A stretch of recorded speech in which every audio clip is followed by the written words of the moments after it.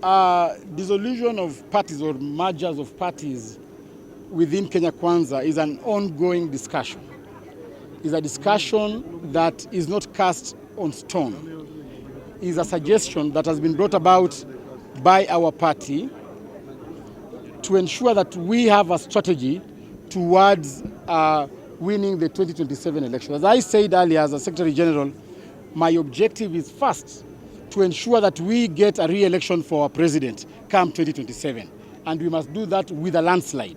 My second objective is to ensure that we have a super majority in Parliament, that is both the Senate and the National Assembly, and in our respective 47 county assemblies.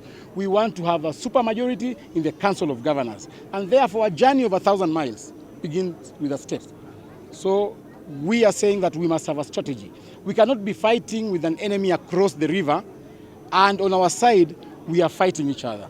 So it will be my humble submission to my colleagues within Kenya Kwanza. Let us think. The ideas are dynamic. Political ideas are dynamic. They grow every day. It is not viable to run a party with 3 members of parliament. It is not viable, politically viable, to run a party with 10 MCAs. It is not even economically viable to have a party that you're running, and yet, even as a party leader, the member of parliament that is representing you is a member of UDA. It doesn't make any political sense. It is not sensible to have the President of the Republic of Kenya chairing cabinet, having a party, and within his cabinet, we still have other small competing parties. I want to take this opportunity as the Secretary General of UDA to thank the Honorable CS Moses Kuria. I have had vast conversation with him for the last 1 week, and he has agreed to fold up his party. He is the first cabinet secretary to fold up his party and support His Excellency President William Ruto. And therefore, I'll be requesting his fellow cabinet secretaries this week, kindly fold your parties and join the ruling party, UDA.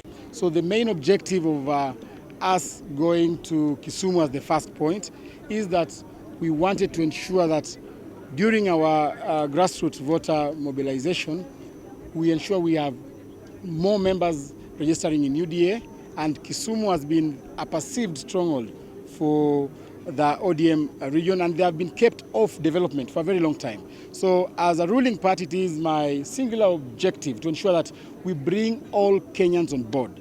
We want to do development, equitable distribution of resources across this country.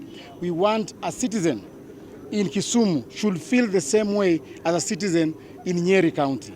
We want a child in West Pokot to have the same privileges with a child in Kakamega County. And therefore, our objective is to have equitable distribution of resources and equitable representation of leadership at the decision-making table. Represent the party, the interests of the party, because we are the people who are going to be politically accountable to the electorate.